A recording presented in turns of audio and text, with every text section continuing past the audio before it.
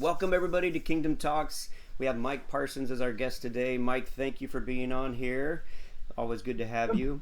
And we have Bralynn as a guest host. And we've just got off we're not even off the tour. We're in the middle of the tour, the 5-week tour. And we've had 3 events. Keck on the Road, where we've done Kingdom Equipping Center, our church, kind of on the road while we're traveling. And we've done it in Mississippi, and then in Nashville, and then here in Moravian Falls just last night. It's been absolutely wonderful. If you haven't seen those shows, please go back and take a look. We've had 8 to 9 people on the panel, leaders from this movement, and all of them, we're all in the same place where we're looking for that unity and love, where we get to move forward together, and it's just been wonderful. So really encourage you to go take a look at those shows. So right now, anything else, Bralynn, before I launch in too quickly? I'm just trying to think. Next week we will be in Moravian Falls. So this coming Sunday, we will be in Colorado Springs this coming Sunday. So please join us there. Go to the website, check out the Keck on the Road, and find out where we're going to be next. So next week it is Colorado Springs, and the following week we will be in San Diego. So join us. It's been absolutely wonderful having these panels and hearing from all these different leaders. So, all right. So let's go ahead and launch in. A lot of fun being on the panel too. Yes. Yeah. And so, Mike, the questions I've been asking the panel are, what do you see in this movement, this movement of God that we're looking at and we're all in and flowing with? What excites you about what's coming? That's a good question.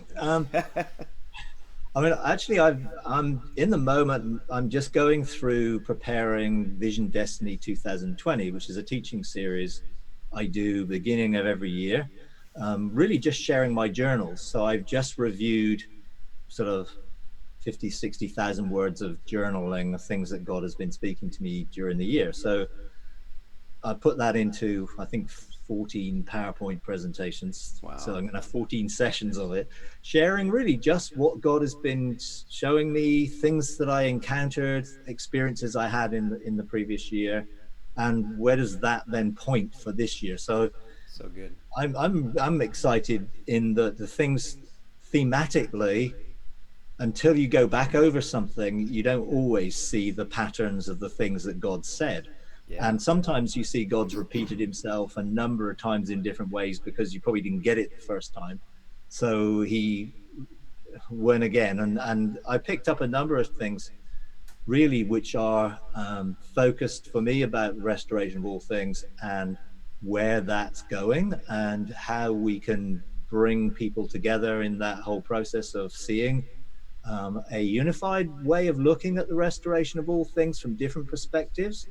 And what I've really seen and what God spoke to me about was, the river of life flowing out of heaven flowed into the earth and then split into 4 streams and watered the earth.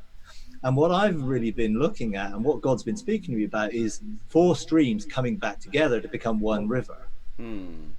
So those 4 streams in the whole concept of restoration of all things would be the mystic stream of encountering God in such a way that you actually experience his heart and get an understanding of his heart for restoration, which then motivates you as a son of God to begin to engage creation for its freedom, as he wants to reveal us as sons to bring creation into that freedom. So that's one stream. And the mystic stream for me, the more I've got intimate with God, the more I've discovered the depth of his love, and the more that love has empowered me to want to love others and love creation and take my responsibility as a son towards creation more seriously than it was before. Because I didn't really, years ago, wouldn't have had any concept of engaging creation. It would have been, hey, I'm just trying to get through every day. So, now there's a bigger picture to that. So that's one aspect. And I would say that if people are going to get more intimate with God, it should unveil the truer nature of who God is and therefore challenge some of the religious perspectives that we may have been brought up with. I mean, I was brought up, in a evangelical Brethren church, which was pretty rigid and legalistic about God and about everything. And then looking back, I realized we were living under the old covenant, even though we're in the new. So a lot of that, shaped how I viewed God and how I viewed the future. Mm-hmm. So then you have the eschatology, which is the second stream. How we view the future will very much determine what we could believe about restoration. Because if you believe it's going to end up, being destroyed by fire and whatever, then there's not an awful lot of point taking care of it now or looking Right. for it to be restored. It's God's going to do it, and He's going to Until do it it by burns, let's fire, by renew it. destroying it and starting again. Yeah. Well, that actually isn't restoration. Right. Restoration doesn't start again. Restoration restores what you have back to its original That's condition, good. which is very different from starting Yeah. again. And if you think that the future is doom and gloom and misery, then you don't have much of a perspective of, well, we can do something about this as sons of God, and therefore legislation and governing and bringing in the kingdom to fill the earth, which is Irrelevant. what it says it's going to do, and the glory of God to cover the earth, which it says it's what it's going to do. Then all of that comes down to, well, Jesus will do that when He returns. Yeah. And so everything is put off to the future, to an event, rather than a process that we're all part of. So we have no part. We're bystanders to observe what Jesus will do at the end of time if we're not involved in a process of restoration now. So eschatology becomes quite a focus, and therefore there are streams in eschatology which are viewing that what the Bible talks about as happening has already happened, and now we're in the period of restoration of all things, and the Bible has nothing to say to that other than we're in the period of restoration of all things, and all things are going to be restored. So it's down to us to hear God personally, individually, corporately, to what is He saying today. All will be Because taught of the if Lord. I'm listening to what He said 2,000 years ago to people, or 4,000 years ago, or 6,000 years ago, to people in those areas, then I'm trying to interpret their culture, their situation, and trying to make sense of it to apply it today, rather than Jesus actually promised that we would hear His voice. Yeah. And we have the Spirit of truth to bring us into a revelation of the truth, the way, the truth, and the life. Therefore, the view that actually we shouldn't really be looking at the Bible to tell us what's going to happen in the future. And the eschatological position for, well, this has already taken place, now we need to get on with it, means an ongoing personal relationship where we're hearing God's voice, dependent on Him every day to continue to outwork it.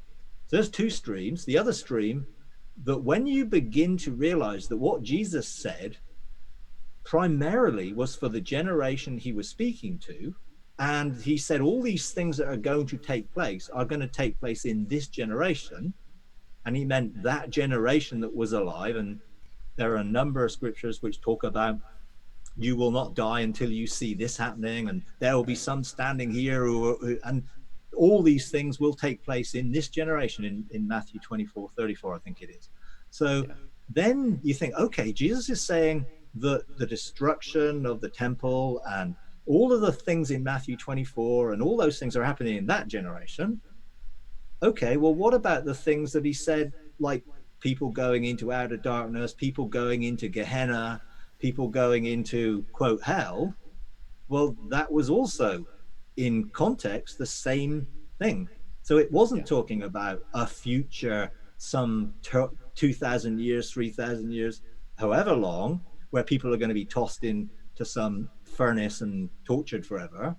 He was actually talking about Gehenna being a literal place, which was the rubbish dump, which was burning with fire and full of worms, eating up the rubbish, turning it into compost effectively.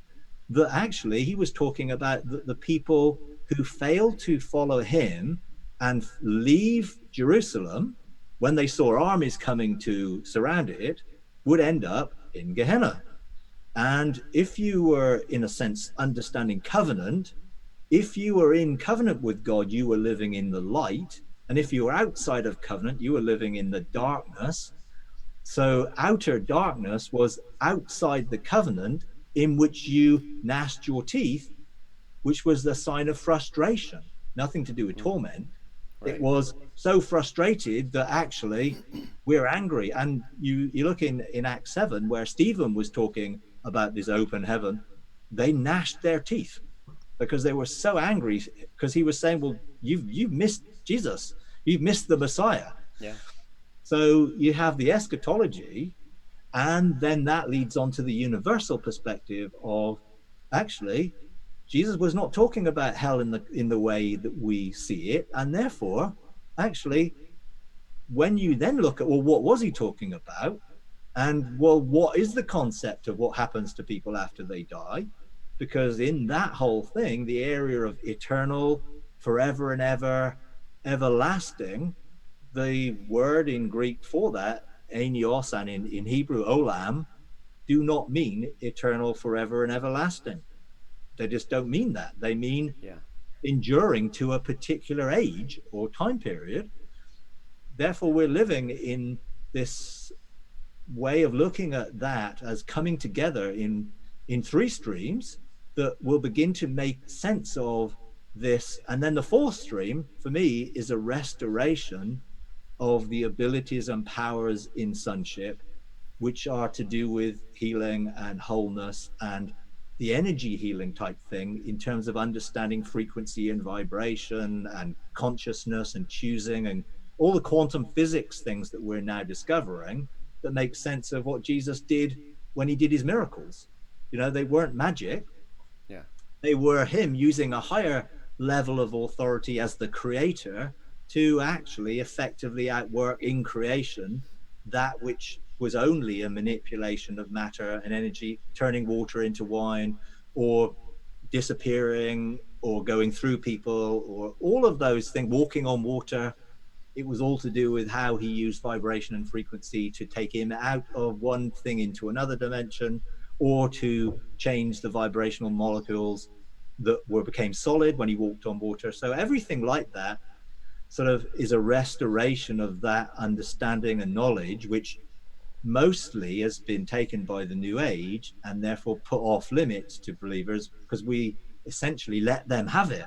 Right. Now we need to see it restored, and I believe God is going to restore the full functions of sonship, which means the ability to use light and sound, the ability to create using conscious thought and choice, which is all part of, I think, restoration. So I see these four streams coming together to be one river, which will fill the earth, you know, and bring the restoration of everything in that way. So I'm pretty excited about that. And, you know, God really spoke to me a lot about that last year, and we did the conference, and hopefully next year we're going to do several more conferences, which really begin to help people put this into perspective from those four streams, to actually see that actually this is a unified whole. This makes sense when it comes together into one river, rather than these four separate streams that are all coming from different perspectives.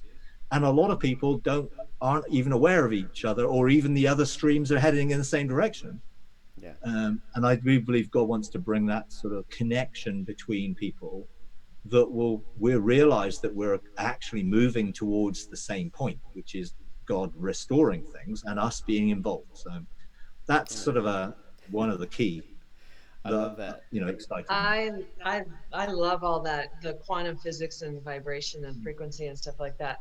I can't help think though that once somebody like walks on water or is able to walk through a wall, then I just, my heart kind of hurts for it being a parlor trick. You know what I mean? It's like I almost don't want it. I want to keep it in the mysterious, but then again, I know that when push comes to shove and we're going to have their internet shut down and all of these things, if this really does happen, we're going to have to be able to unite and work together in some way. And so we're going to have to learn how to use these principles to do this. So yeah. I'm excited for it. It's just going to be. I mean, I know how to do those things because Jesus showed me how to do them, but there's no need to do them if you don't need to do them. He didn't go round living his whole life in that way. He did it when he needed to do it to fulfill doing what the Father had shown him. Yeah. So it was a mandated thing rather than, well, I'm going to show off, or I'm going to demonstrate what I can do. It was, I need to do this to be able to do this, therefore I will do it. But if he was teaching someone, like if he would have had a water walking class, You know what I mean? Which is what we're doing. Literally, right now, we're teaching people that this is possible, right? Well, when someone is actually doing it, they're going to be teaching. So therefore, is it necessary? Yes and no, you know? Yeah, I mean, some of the perspective to it is, we in immaturity people can use things and it be self-promoting. Yeah. Jesus never promoted himself, it was always about the Father. So Yeah. his desire in doing those amazing things was that people would look to his Father. And it says, you know, in Matthew it talks about that we would do our good works before men, that they would glorify our Father in heaven. So whatever we do, it should not be drawing attention to us, but actually drawing attention to the Father who Yes. is mandating us to do certain things. Yeah. So Yeah. I know how to walk on water, but I've never had any occasion to do it. And even if I could do it, I don't think I would be looking to walk across the swimming pool just to show, hey, I can do it. It would be because there's a need to do it within the mandate that God's given me on a daily basis. Now, I have relocated and done certain things in that way because I needed to do it in a situation. And therefore, I chose to do that because I know how to do it. But I don't do it every day just because it would make it easier for me to get to work or go home. I drive, you know, because I don't have a mandate to do that every day. And I think this is where living our life only doing what we see the Father Yeah. doing and engaging in that, hearing his voice and outworking his heart, I think will free us from these things becoming parlor tricks. And the And majority of times, most people will never need to know that you've done them. yeah. And They that will that be is such a done to key. help you. That is such a major key to understand that we need to make sure that we are doing these things as we see the Father doing them, and that in itself will help keep down the chaos in the sense of like you said, people doing the parlor tricks and doing it in order to bring a crowd and to make more money, whatever it might be. That is not the motivation, but it's simply doing what the Father calls us to do. And what I find usually is what the Father calls us to do is so much lower and so much more in humility than what we would normally do. And so it is a key to do what we see the Father doing. And honestly, we get to the place where we're doing no more, no less, just engaged and fully, one with the Father and walking with Him, not ahead and not behind, but doing what He's doing. Such a key. So It is. there's this element then of moving forward in the restoration of all things. So I mean, this I think is a big piece of what we're all so excited about. It's some people are getting excited about just about what we'll be able to do as mature sons, and there's definitely some room for some excitement there, but that's not the end all. That's not what it's all about. It's about the oneness of coming together with the Father and the body.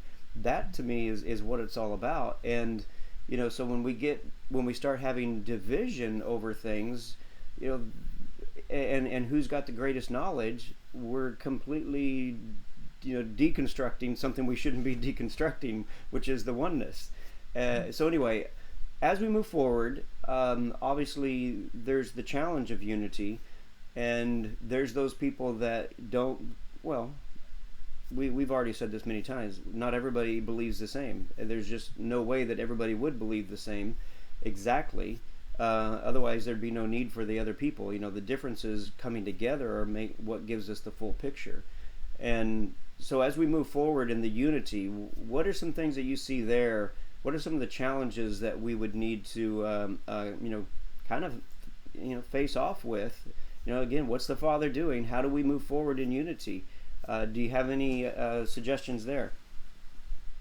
Well, again, I think if one of the things that I engaged last year in a theme that went through the year was the oracles of the Father's heart. And an oracle is an utterance or a direct utterance, or a person who makes utterances that come directly from God. And in the order of Melchizedek, we're supposed to be lion, ox, eagle, man. And one of those aspects is oracle. So a prophetic sense of carrying the weight of the word that God speaks or reveals so that you can outwork that. And that I had an encounter where I was in the four faces of God, and I was looking through the eyes of the ox because I wanted to engage in sense of what is the weight of God's heart. You know, what is his heart? And wisdom came and stood in front of me and said, I want to unveil the oracles of the Father's heart. So I thought, wow, okay. And I didn't know what I was, going to experience, but I experienced intense emotional experiences of the Father's heart. It wasn't like just revelation. It was, this is how the Father feels about things. This is how his love gets expressed. So when it then goes on to unity and other things, an encounter with the Father and his heart really gives you a foundation then for outworking that. And so the 5 things that wisdom showed me, and there may be many more, but these are the 5 things that she showed me, was passion, that God is passionate about all his children and all of creation, everything he's made. And then there was burning desire. So God has got a burning desire that all his children, all of creation would be restored and in relationship with him. Yeah. Then there was intense joy, that when God looks at us, he is intensely filled with joy, because he just looks at us as he made us to be, rather than maybe the way we've ended up. And he's not looking at all the mess. He's just looking at restored, and therefore he's intensely joyful. And most people will think, oh no, God couldn't be intensely joyful over me. Look at my life. Well, he's not looking at all those circumstances that we focus on. He's looking at who we are, not what we've done or those things. So that was the third one. Then there was deep compassion. So God is deeply compassionate about the fact that we're not seeing ourselves the way he sees us, or living in the fullness, or we may be broken or fragmented or damaged or any of those things. He has deep compassion, which actually moves him to do something about it, which is to heal us and restore us and renew us and bring us back to what he originally intended. And the last one is overwhelming love. And his love wins. His love won. His love will win, and it's never not going to win. And we cannot be separated from his love. So it overwhelms. It overcomes every obstacle, every hindrance to us having a relationship with him. And he's already reconciled the world to himself and doesn't hold anything against everyone, 2 Corinthians 5:19. Therefore, from his perspective, it's already a done deal. We're already included in that relationship. From our perspective, we may or may not know that, or experience various degrees of revelation and experience of that. So all of that really then caused me to look at the opposition that I and others sort of experience from others who don't perhaps agree or don't like what we're saying, or may see it as heretical or other words that they use. Then God loves them. God loves them equally as he loves me and everyone else. So if therefore I've received that revelation of the Father's heart, then when I see people who may be feeling that they're in opposition to anything I'm doing or whatever, then how can I be moved by anything other than that God is passionate about those people? He's got a burning desire for those people. He has intense joy over those people and overwhelming love and deep compassion. So how can I have any less? So then if people do that, I have to deal with my emotions, because you can't deny emotions. It's not nice when people say nasty things or, whatever, but actually people are saying nasty things about God all the time, and it makes no difference to him. In a sense, he loves them anyway. So love is unconditional. And if we've experienced unconditional love, like love one another as I have loved you, then that's outworked primarily through forgiveness. So if someone does something negative, I can choose to forgive them, release them, and bless them. And if I can't bless them, then I've not really forgiven them, and want the best for them. So I see unity, and what God wants to do in bringing us together relationally is not based on uniformity of belief. We don't have to agree with everything to be still all children of God, all start of the same family, all in Christ, and Christ is in all. So really, we're not separated, other than in our own thinking Yes. that causes us to separate people from us on the basis of what they believe.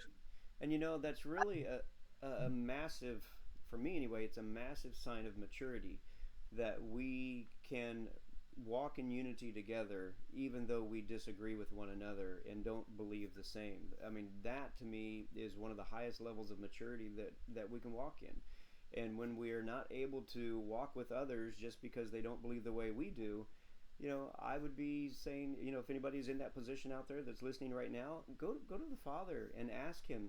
This is a good place to go to the Father and say, judge me, please. I mean, and this is a good thing. Again, if you haven't heard us talk about the judgment and God as judge, go back and listen to some of the other shows. But the judgment has been so twisted by the church. It's not a bad thing. It's a very good thing. He's judging you to life. He's for you. But go to the Father and say, judge me. Whatever's in me that's not allowing me to step into that next level of maturity, so I can walk with my brothers and sisters in love and unity, even though we disagree or don't believe the same. It's an area that we all need to keep growing in. All of us do. Oh, absolutely. And that reminds me of, I love the way you put this, Gil. I put things on a shelf or in my warehouse that I don't understand or I don't have personal revelation on. So what I do when I hear two different views or possibly even more views on the same thing, I just put them on the shelf and I just trust that God will show me what I need to know in the timing that I need to know it. And Yes. until then, it's in the warehouse and I can just love the people and just kind of let go that they have this weird belief that I don't know Yeah, about that thing. you don't need to bring it out and yet let it be a divider. Just keep it in the warehouse and let it simmer for a while until Father is ready to show you. And let me just have full disclosure. There are some things that Mike talks about that it's like, I don't know about that. So they're in my warehouse, Mike. So, but I still love you. Well, because I think that's really, if we're going to draw hard, fast lines, then that's an indication that we think we know everything there is to know. Exactly. It's a dangerous place to be in. I mean, I like, in the early church when, can you imagine they've got like thousands of years of old covenant that they are the people of God. And all of a sudden Jesus says, well, I've just come now to take the kingdom away from you and to give it to this new group who are going to include you if you want it, but are going to include everyone else. That was a huge challenge. And they therefore faced that challenge, and that he came and it's like, you've heard it said, you've heard it said, you've heard it said, you've heard it said, well, I say unto you. So he was challenging just because they'd heard it said for generations and that they believed this for generations. He was coming and saying, well, actually, I'm going to tell you the truth, and it's going to so shake you that now you've got a choice whether you're going to stay where you are, believing what you've always believed, or allow me to unveil something new and take you into something which is going to take you beyond what you could have ever possibly imagined or thought under this old way of looking at it, into something new. And he's still doing that. He's not stopped doing that. And if we think we know everything, then we're basically saying that we have the full knowledge of God, and the reality is no one of us has the full knowledge of God. He's infinite. And we've got a whole process continuing in that thing to actually begin to experience the reality of who he really is. And that is inevitably going to challenge what we think.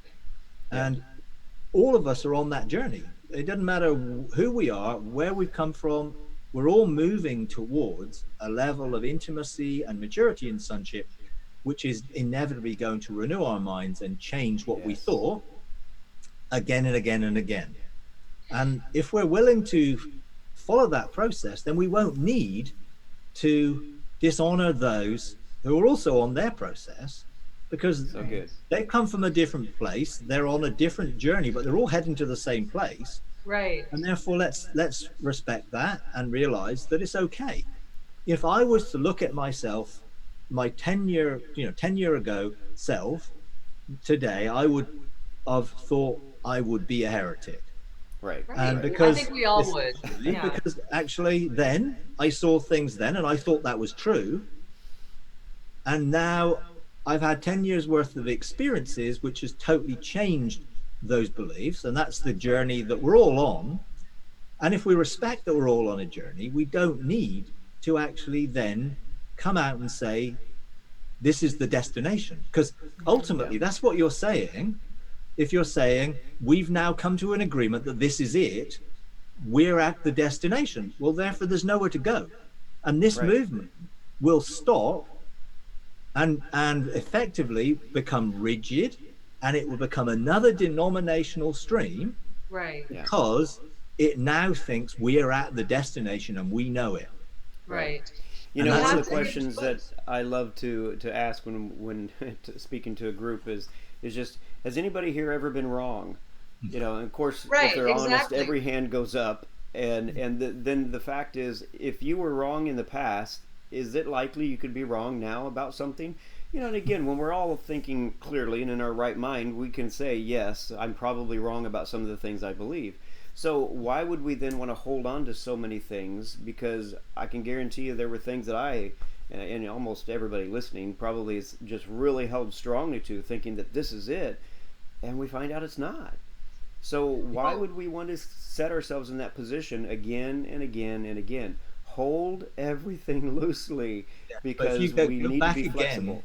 go back to the early church and go back to the Pharisees and the Sadducees and those that thought they had the truth, Right. and that truth gave them position, Yeah. it gave them recognition, it gave them financial security, it gave them all of those things. Their identity was coming from the fact that they were of knowledge of the law, that they had all this stuff tied up, that they were rabbis of that whatever.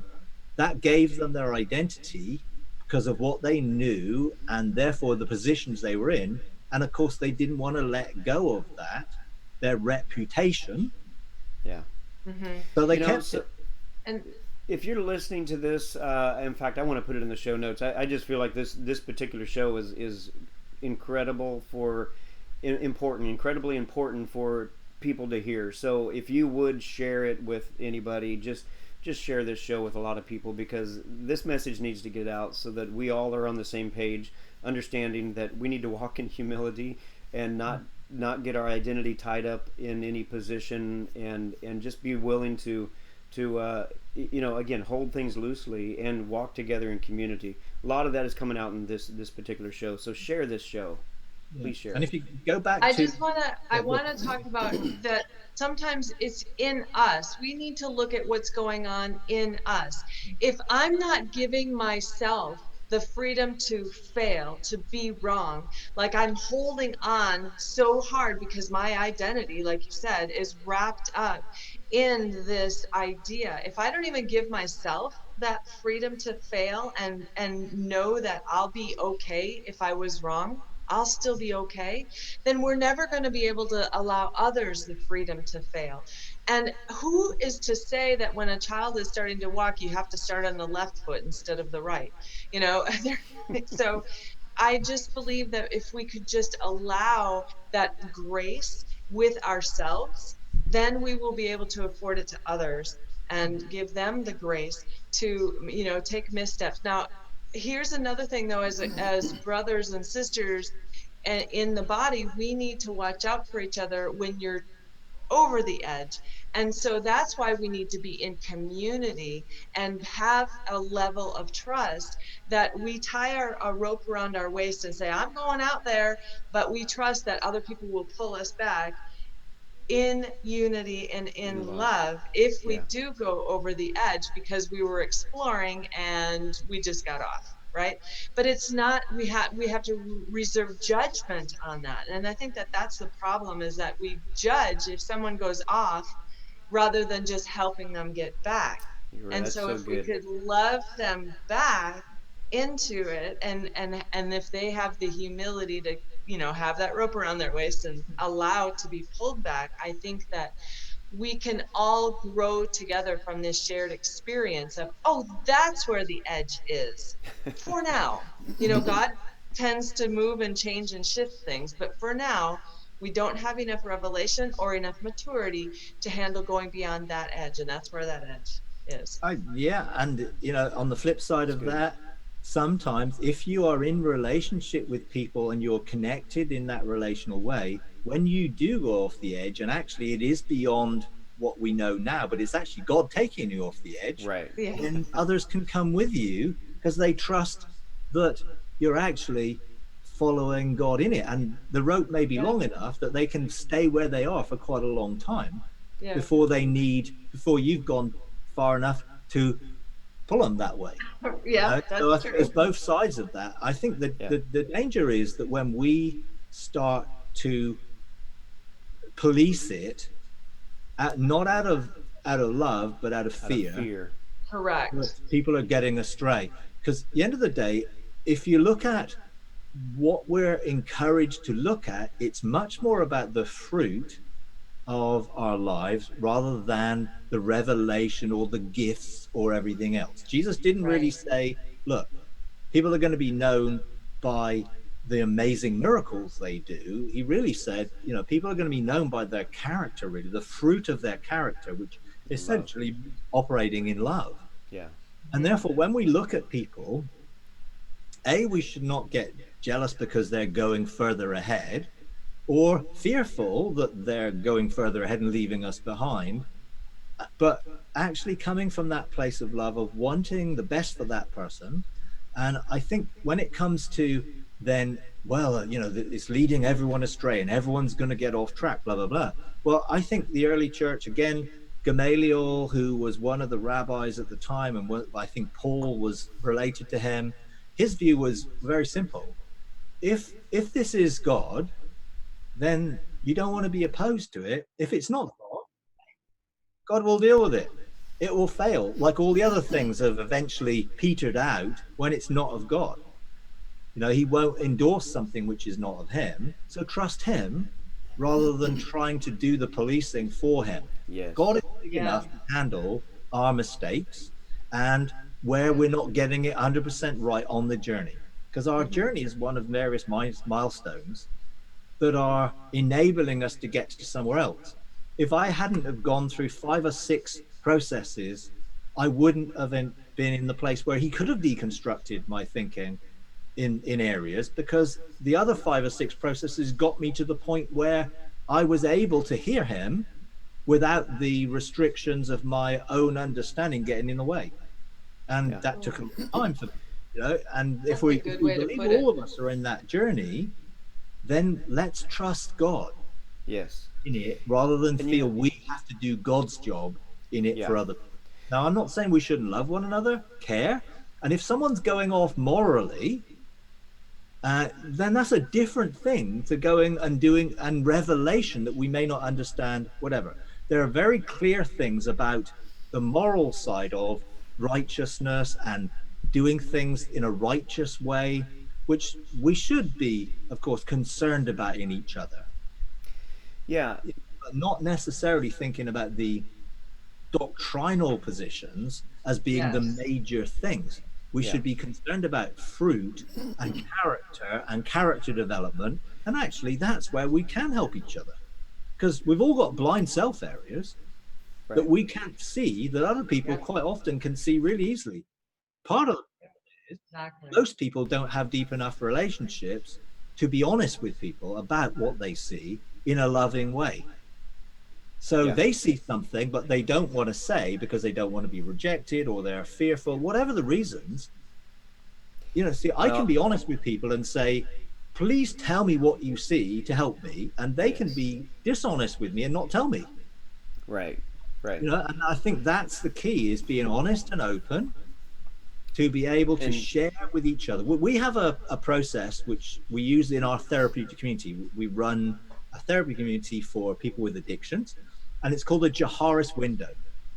And it has 4 sort of views of life. There is revealed self, the things that I don't mind anybody knowing about me, that I'm very open about.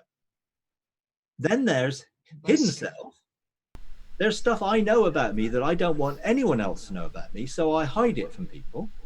Then there's blind self, which is the things that I don't know, but other people may know, and God certainly knows, that's for sure. That I want to be open for those blind self areas that other people can help me.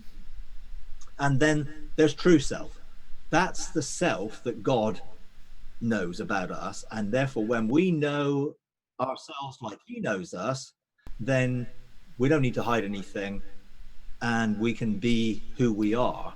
And there's a process in that of being vulnerable and being open and saying to people, look, I want you to share with me anything that you see. I'm going to take it back to God, and I'm going to weigh it. And if I get defensive, okay, most of us get defensive when we first start to hear stuff that we don't like, but bear with me, and I commit that I'll take everything back to God and, operate that way. And, I remember someone came to me once and they said, I think you're operating in self-righteousness. And I was like, my inside, I felt, no, I'm not. But I didn't say so. I said, well, okay, give me some examples, show me, so I can see. And I, to be honest, I was like, no, I don't really believe that. But I took it back to God, and God said, well, of course you are. Isn't everybody? And I thought, oh, well, I suppose so, really. So it was like, God was like, is that a big problem to you to admit that? So I went back to the guy there. I said, look, yeah, I'm right. You're right. And I'm really sorry. And, God's shown me some areas as well as some of the things you showed me. And I don't want to be that way. So, because someone who's got conviction can often come over in self-righteousness because you believe that you know what's true. But actually, it wasn't just that. It was that was a trait that God needed to deal with. Yeah. So he dealt with it. And again, humbling yourself under God's mighty hand. Sometimes God's mighty hand is other people. Right. And it's easy when you think it's God. It's not so easy when it's someone else who's the hand of God in that situation. But in the long run, what does it matter? I want to be the person that God knows me to be. And therefore, if there are things hindering that, hey, let's get them out of the way. And be open. One of the things I like to share, and for the most part, I like to just try to keep things as simple as possible. And so this is just one of those simple things. It's just like, what if everybody just, especially in your community that loves you and that you're in, what if you just assumed that everybody had your best in mind? So that when someone comes to you and shares something like that with you, that you immediately are thinking, okay, so this person loves me, has my best in mind, I need to hear this and receive it and take it to the Father. Because I can't tell you how many times, we've all been in these situations where people get offended over something that you did that you intended to be good, and they took it the wrong way. Yeah. And it's just, it's like, what is in us that makes us take it the wrong way and think that people are out to get us? It's one of those things that we really need to take to the Father and have it washed in the blood of Jesus so that we can just operate in love, because in love, we're going to assume that the person has our best in mind. Yeah. And what a way that would change the world. Wait, Sorry, what was that, Bralynn? Absolutely. I was just going to say, those are our triggers. Why are our triggers here? And that's something that we need to move or, release. Oh, absolutely. And, let's face it, we must have areas in our lives that we don't see. Otherwise, we would be perfectly like Jesus 100% all of the time. And that's plainly, obviously not true. Right. So there's got to be things where we may be broken or fragmented or damaged or hurt or have coping mechanisms, defense mechanisms to cope with life because of our past that have not yet been dealt with. Now, I know, you get it's all dealt with on the cross. Well, yeah, Jesus did everything on the cross so that we could be totally healed, restored in every way, but our minds need to be renewed to come into the reality of that. And that's a process, not an event. Yeah, know. and that comes back to the idea of, yes, everything is complete in Christ. All is done. You're perfect. You're complete. The only issue now is we got to walk it out here in our linear timeline and break out of the lies that have been placed over us so that we can walk in the fullness of the truth that everything is done and complete in Him.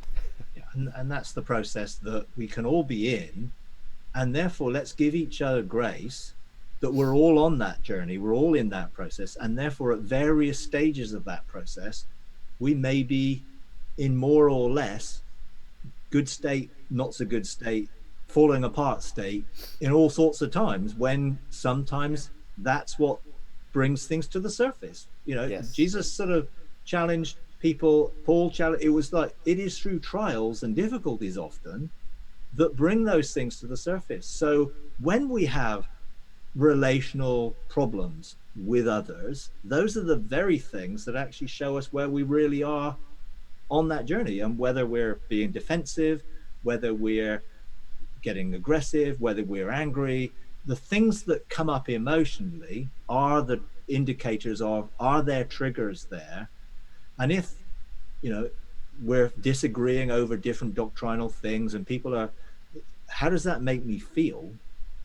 And taking it back to God and say, okay, can you use this in me to bring transformation out of the trauma that I'm facing? And for one person's trauma, for someone else will be nothing.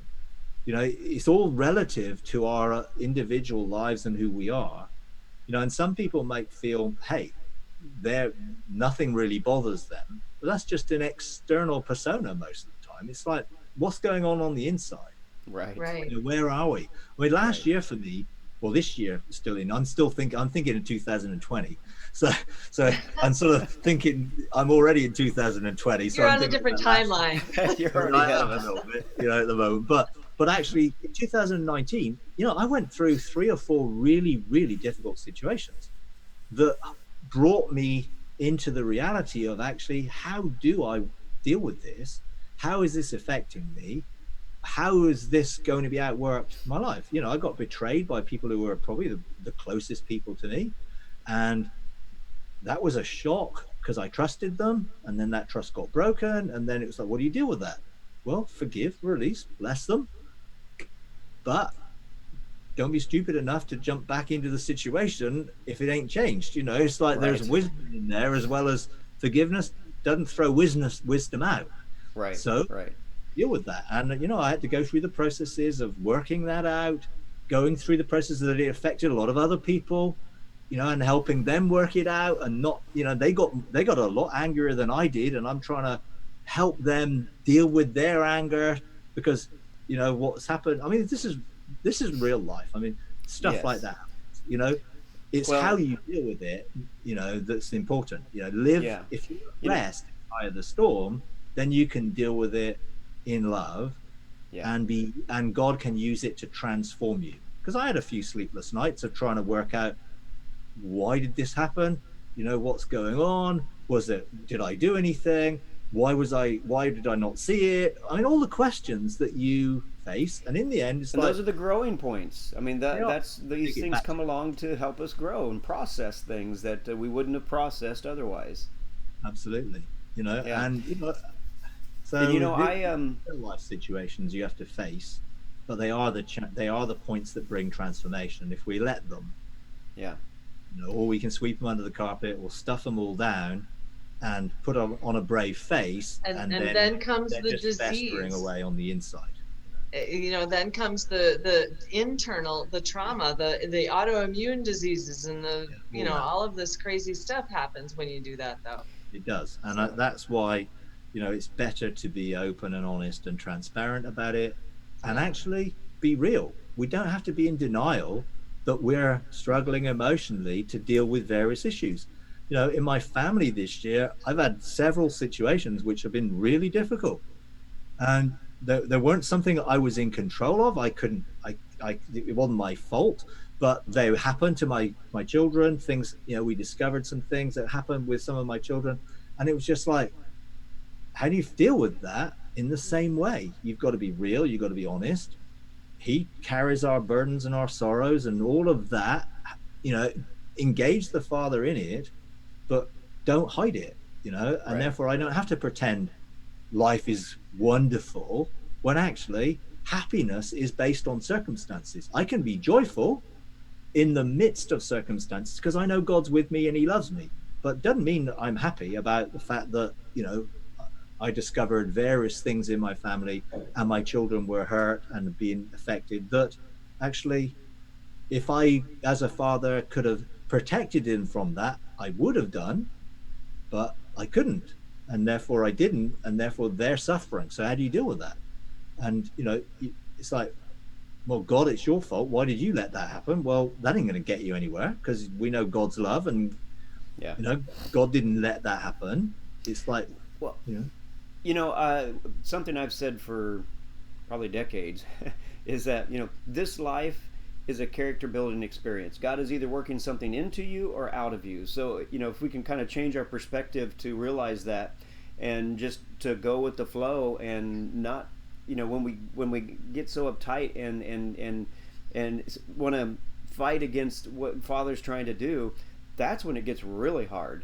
But when we just let it flow, and I know some people have gone through some horrific things, and I know that can be kind of feel trivial, and yet, my mother passed this last year, and that was difficult. But I've been in this season, and it was there were some wonderful things that came out of that, in just processing it and going through that, so. It can seem like, how can you find goodness in that? And I know, again, there's been people that have gone through a lot worse things, but again, when we have a heavenly perspective and realize that this sliver of life that we're living right here on the earth can't even be measured in eternity, but Father has given it to us in order to build character for some purpose that I don't know that we are even yet to understand what it is, but there's some great and wonderful things coming in eternity that Father is using this lifetime to help prepare us for, and it's just a different perspective when we can understand that He's working something into us or out of us in this life that we're living. So, well, we got about 5 minutes left. Anything else you wanted to jump on and end with here before we close this section?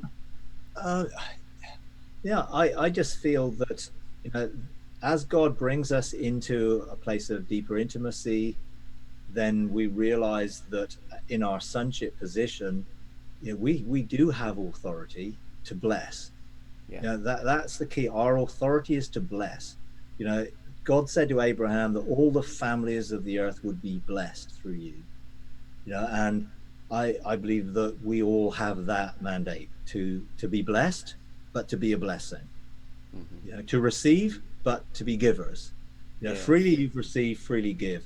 So for me, the more we get closer to God, the more we have to give, and the more love there is to go around, in a sense, because the more you've experienced, we love because He first loved us. Right. And it's one of the things I think God has really challenged me over this year is, do not have old covenant thinking. So live under the law and live in duty and obligation, but live in desire.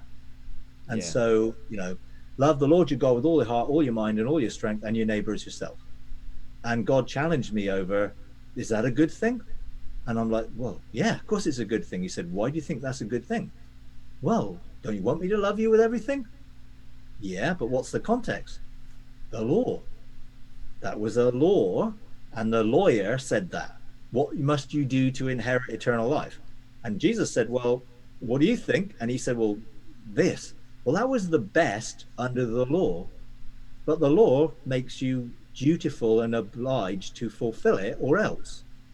Whereas then Jesus comes along and says, a new commandment I give unto you. Now, immediately, most people will think law, because they think commandment equals law, when actually commandment is not law. And even in the Old Testament, when it was a commandment, it wasn't law. It was a guide, a direction. Here's where you can walk on the right path. So a new commandment I give unto you, love one another. Well, if you stop there, then you can try and love one another because you think this is the law, and there will be consequences if you don't, but there may be blessings if you do. But actually, it then goes on to say, as I have loved you. So we can only love each other as we are loved. So within that commandment, and if you look at the actual word, which is entole, it actually means with the goal of. So here is the goal: be loved, and therefore you'll be able to love. Now that takes away the whole concept of I am obliged and it is my duty to keep this commandment, which I can't do, and therefore I will fail in keeping that commandment because I'm trying to do it in my own strength. Or I allow God and experience him loving me in an unconditional way, which empowers me to love other people in an unconditional way, which means it's irrespective of what they believe or don't believe or anything else. It is because they're children of God. And therefore, if I've been loved as a child of God, then I want to love other people in the same way. So freely I've received, freely give. And God Amen. said to me, he said, are you trying to please me? Do you want to be pleasing to me? And I'm like, well, yeah. And is that a bad thing? He said, well, don't you know you're already pleasing to me? So why are you trying to do things to make yourself pleasing to me when you're already pleasing to me because you're my child? Amen. I thought, oh, well, my thinking Good needs point. deconstructing.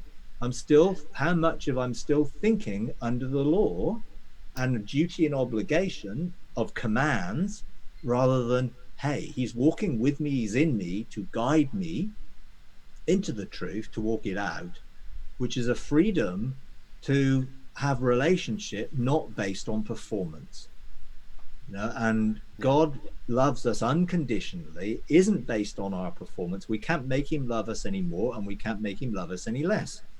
Right. So let's enjoy the relationship, and that relationship will empower us Come on. to love others, to Yes. freely give what we freely received. Yeah.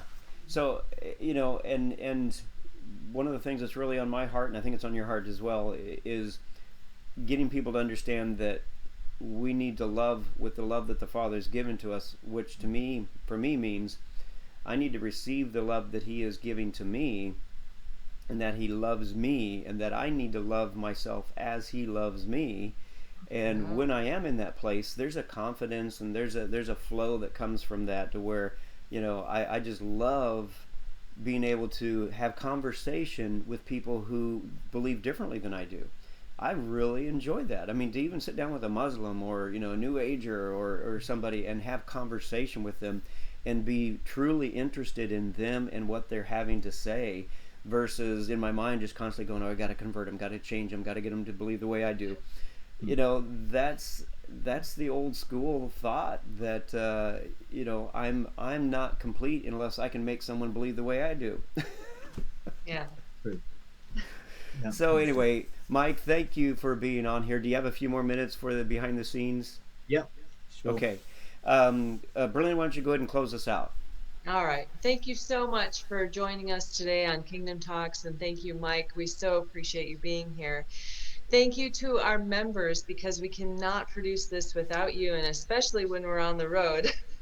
So this is, we just love you and we appreciate your support. And if you haven't become a member yet, even though we do give extra stuff to the members, we love it that you just support us because you love what we're doing. Yeah. And so if you haven't done that yet, we invite you to go to kingdomtalksmedia.com and click on the member button there and become a member on Patreon. We appreciate you. And also, if you haven't taken the pledge yet, we're calling 100,000 believers to join with us in unity to go ahead and take that 3 plumb lines pledge. And you'll also find that on kingdomtalksmedia.com on the pledge button. So thank you so much again, and we will see you on the other side. All right. Love you all. Take care. See you next time. Bye-bye.